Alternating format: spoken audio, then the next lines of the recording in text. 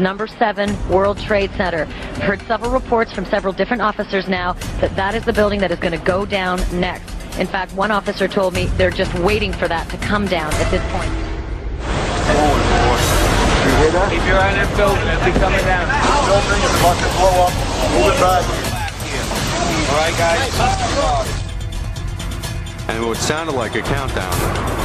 And at the last few seconds, he took his hand off, and you heard 3, 2, 1, and he was just saying, "Just run for your life. Just run for your life."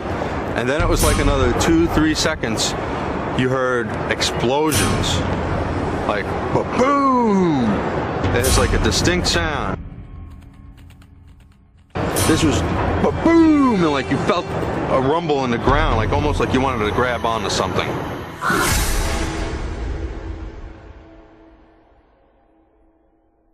According to Larry Silverstein, on the morning of September 11, 2001, he attended an appointment with a dermatologist. Where were you on September 11th? I was home. And the only reason I wasn't where I was every morning, subsequent to the 26th day of July, my mornings were spent usually at a breakfast meeting at Windows, an 8 o'clock breakfast meeting, Windows, the top of it, and then going down to visit with my tenants, my new tenants, at the Trade Center, getting to know them, understanding their problems and so forth, ascertaining how we could service their needs better, which is one of the first things you do when you acquire a property. You begin to meet your tenants and start talking with them. And so my mornings were spent at the Trade Center, and then by noon I was back uptown. And so that particular morning, because I have light-colored hair and fair skin, and I'm an annuity to the dermatologist, my wife, God bless her, had made an appointment for me at the doctor. And I remember dressing to go to the doctor. I'm finally saying to my wife, I said, "Sweetheart, I've got so much to do downtown. I got to cancel this. I've got to go downtown." And she said, "You're not going to cancel this appointment. You're going to the dermatologist." And, having been married now to the same woman for 46 years, you get this sense of determination on occasion, their voices. And I said, okay, yes, dear, I'll go. And then just minutes later, received a telephone call to turn on a television set and witnessed this horrendous circumstance. The first plane hitting, and then the second plane hitting. Of course, with the second hit, it became obvious that this was terrorism.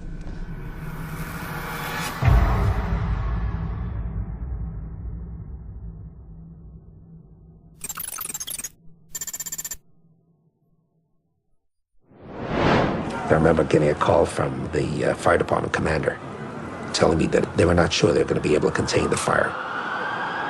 And I said, we've had such terrible loss of life. Maybe the smartest thing to do is pull it. And they made that decision to pull, and then we watched the building collapse.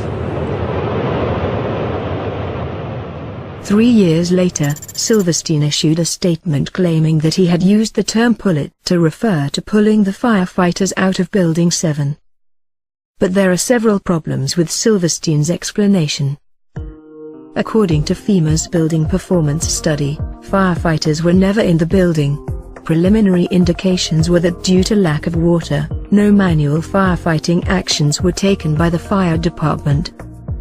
And these statements, from Popular Mechanics and the New York Times, confirmed that no firefighting took place in Building 7, and that the fire department had ordered firefighters away from the building at 11:30 a.m. Another problem is that Silverstein made no reference to the firefighters when he talked about Building 7 for the PBS documentary. Plus, after Silverstein stated that the decision was made to pull Building 7, he finished his sentence with these words. And then we watched the building collapse. This would indicate that the collapse of Building 7 was the direct result of the decision to pull it.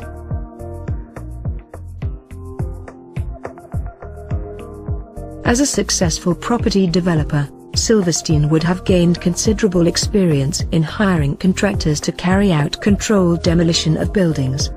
It's reasonable to assume that he would be aware that the term pull is often used by demolition experts to refer to bringing a building down. For example, here's Ground Zero's post-disaster wrecking crew talking about preparing to demolish Building 6.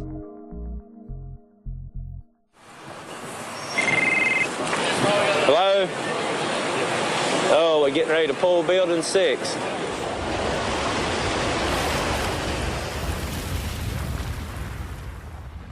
When referring to Building 7, it was Silverstein who suggested that the smartest thing to do was to pull it. I said, we've had such terrible loss of life.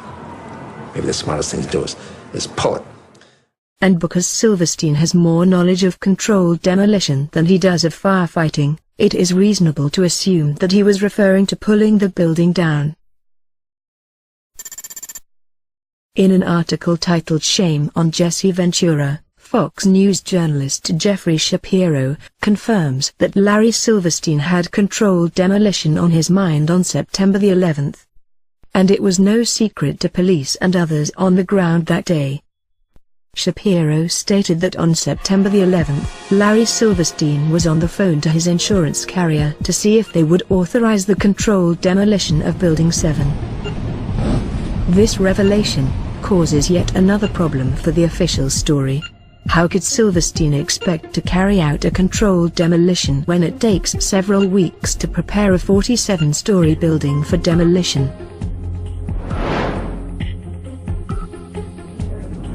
Now, here we're going to show you a videotape of the collapse itself. Describe that. Now we go to videotape, the collapse of this building.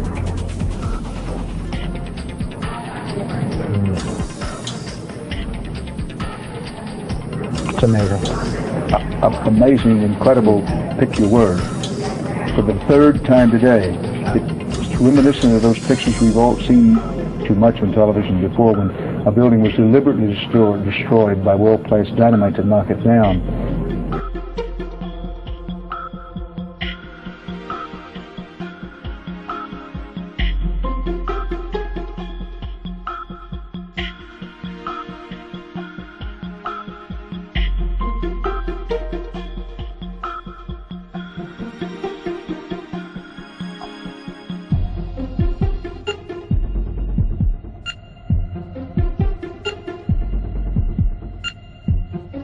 To me, I knew that was an explosion. There was no doubt in my mind. September the 11th was clearly a most fortunate day for Larry Silverstein. Not only did he avoid being killed by the attacks, he received a multi-billion-dollar settlement from an insurance policy taken out just a few weeks before. This policy was set up specifically to insure the buildings against destruction via a terrorist attack. This was particularly fortunate, considering the fact that Silverstein was having difficulty in finding new tenants to occupy the buildings at the Trade Center. And it was also particularly fortunate, considering that Silverstein had faced the $1 billion requirement of having to remove the illegal asbestos from every steel beam in the Twin Towers. So, if Larry Silverstein's story is true, then he must surely be the luckiest man alive today.